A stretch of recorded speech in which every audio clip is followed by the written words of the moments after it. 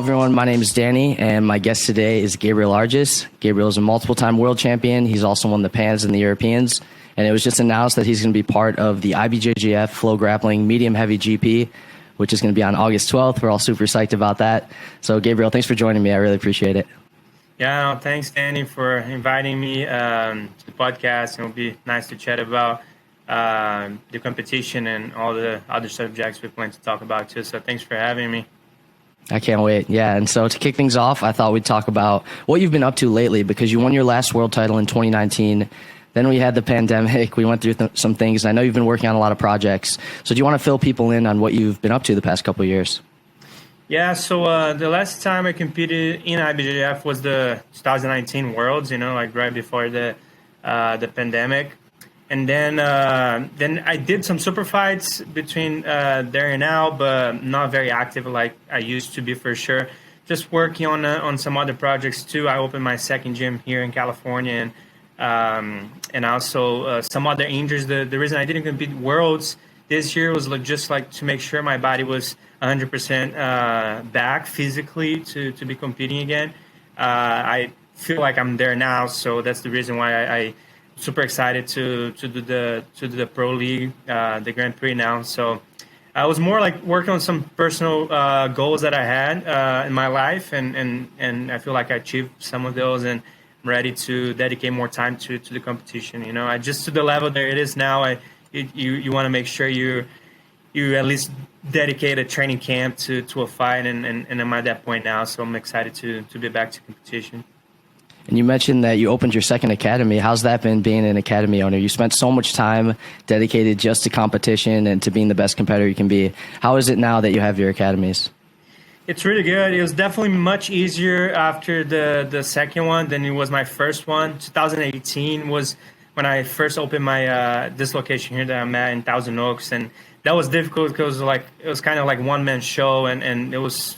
I basically did no training to my tournaments that year, so it was tough, But after you have your first school win and you have more people helping, and you have a bigger staff, it gets easier to do the second one, and it's super cool. I love the both schools. I love training in both of them. We have great communities, great people in it, so it's very fulfilling to have that going as well. So it's a good thing. That's amazing. And someone who's been a big influence in your career is IBJJF Hall of Famer Hamilo Bahal. He had obviously an amazing competition career, won a bunch of world titles, and he also had a really successful academy and produced a bunch of champions. Did he have a pretty big impact on your transition from, not that you're done competing, but from being able to balance the competition with the instruction at the academy? For sure, yeah. Well, Romulo was at the same time that he opened his school, he was obviously growing his school and competing in the high level too, So it was good to see not only what he did, like teaching and competing, but what his wife helped doing on the school too. She runs a lot of the stuff. Basically, she runs the gym too on the business side of it, So I learned a lot from her. And when I opened my own school, I kind of had an idea on everything I needed to do on office stuff, business stuff. So it was definitely a huge help learning from her on the business side, and obviously learning from Romulo on how to compete, how to train, how to prepare your mindset, as well as teaching too. So now that you have your academies and you're getting back into competition, how have your goals changed? Because I'm sure before most of your goals were competition focused, but now you have the balance of your business and your competition career. How have your goals kind of updated and changed since you've opened your academies? It's just more goals, Yeah. Up until winning Black Belt Worlds, my number one goal, not only number one, the only goal I had was to win world titles, try to be the best in the world, and it's always going to be like that. When I compete, I want to be the best, but that's definitely not the only thing that I have going in my life, So in my personal life, I have other things going on too. And it's good. Once you build that mindset that you for you to win an IBJJF world title, you really need to be so sharp and so mentally strong. It really prepares you to accomplish anything in life. So it's pretty much what I'm doing too on my personal life. That's amazing. And I know you were at the 2022 Worlds. Those just wrapped up about a month ago. Mm-hmm. So what was your impression of the level at the Worlds this year? And how did you feel that the game's kind of evolved since 2019? Yeah, it evolved a little bit for sure. And not only that, I think usually it's like a slow, gradual, new wave of competitors, and I feel like we got all that wave at once from the guys that would have been, 2020 purple belts or brown belts, and everybody got to the level of the black belt kind of together after pandemic, so they're bringing new pace to the game, which is great. They're bringing new techniques too, and then it's definitely evolving year by year. You're going to be part of the IBJJF Flow Grappling Medium Heavy Grand Prix. It's a great lineup. You got yourself, Leandro Lo, you got Matias Luna, and Ronaldo Jr., which is some of the best competitors in the world right now in that weight category. How did you feel when you got the invite to compete, and what do you think about the field of competitors that you're going to be going up against? It was cool, like I was at IBJJF Worlds, training most of the guys that were there that was helping, coach on the event. So I was already training a lot. I just had one specific injury that I wasn't comfortable competing yet, but I did some treatment on it, and then every time Worlds about to happen, whether I'm prepared or not, like I'm debating putting my name until the last minute, So that's kind of how it was. I was training with everybody, feeling good, but that injury, I still needed some time to take care of it, But I remember talking to you and the guys from IBJJF, and then probably the other hundreds of people asking if I'm retired or not. I was saying, no, I'm not. Like, just give me a month, and if you guys are doing IBJJF Pro League, invite me. And then I was telling other guys too that I was ready to be on super fights and other things like that. So yeah, that's kind of how it was. I felt like right there watching the tournament too. Like I always have the itch a little bit to be a part of it, and I made sure to talk to you guys too. It's like, look, I know this pro leagues are gonna happen or the Grand Prix. You guys invite me, I'll be in. So here we are. Do you have any thoughts on some of the opponents that are going to be in the 4-man Grand Prix with you? Man, they're all top. Like, it doesn't get much higher level than that, right? Like Ronaldo, he's the top of the middleweight, fought him before. And then he's a super technical guy and very high-paced athlete, Leandro Lo goes without saying, too. He's just an all-time legend, one of the greatest to ever do it in IBJJF for sure, one of the greatest competitors. I also faced him a few times, and looking forward to possibly face him too. And I think the other guy, it might be Luna, right? So the only guy that I haven't competed against yet, but also super competitor savvy. So it'd be awesome to face all of those guys for sure. You talked a bit about your matches with Leandro Lo. You had a couple really close, really great matches with him. He had a great performance at the Worlds this year. Is that a potential matchup that you'd particularly be looking forward to?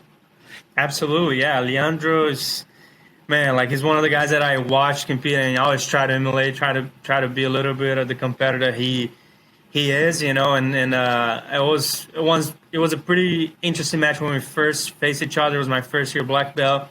I think people hadn't scored points on him in maybe like a couple of years or something. He was like prime Leandro Lo, and still in the prime now, like we just won Worlds, but being able to score first on him, and I think we're like switching sweeps back and forth. So it was a pretty interesting match to watch. It was a pretty nice fight, and then yeah, it'll be awesome to face him again if we end up fighting each other, because not only he's a legend and he's a great jiu-jitsu, great competitor, always a super tough guy to beat. So looking forward to that challenge too. I believe the last time you fought him was 2018, and then you fought him before that in 2016. So it's been a couple years. Yep. And one thing that's really impressive about your jiu-jitsu is that every tournament, it seems like you bring new stuff to the table. You're always a different Gabriel Arges. You never see the same competitor from tournament to tournament. So are there a lot of things that you've been working on the past couple of years, even though you've been focused on your schools, in terms of your own training, that you think you're going to be able to bring to the Grand Prix? Yeah, I think so. It's always new stuff you need to put into your game. I In the gi, I've been doing a lot of new drills too. A lot of trying to like replicate a little bit of what's going on in the tournaments and in drilling. I'm always working on my wrestling and judo, you know, because I feel like that those are areas that I can improve a lot, you know. On the ground, I've been training a lot, so it's like little adjustments here and there, passing and guard. But wrestling is like all this time that even when I'm not competing, it's one thing as a martial artist, I'm always trying to improve because it makes a huge difference on your game.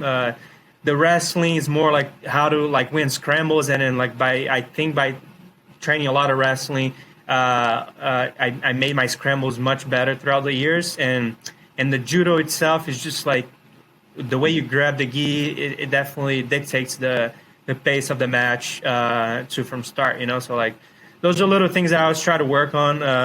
Little judo and wrestling to add up to my game, and obviously some adjustments on the ground as well.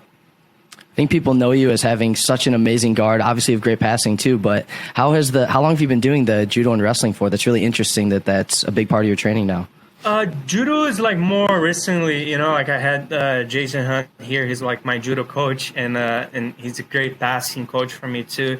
So like those drills with him are like I'm getting back to it more recently, you know. But wrestling, I'm always training with the MMA guys. You know, I love training with them because they bring a completely different perspective in training. You know, the intensity and how they're able to resist the takedown. So like when you're able to out scramble like those guys, you know, like we're ready to out scramble anyone in jiu-jitsu, you know, because they're used to like do all of the wrestling based scramble with a lot of other stuff and a lot of just a different intensity on it too. So the wrestling is a constantly thing that I'm training, not necessarily just a wrestling practice, but training with those guys, basically being stubborn and trying to stand with those guys. It makes me improve my wrestling a lot for sure.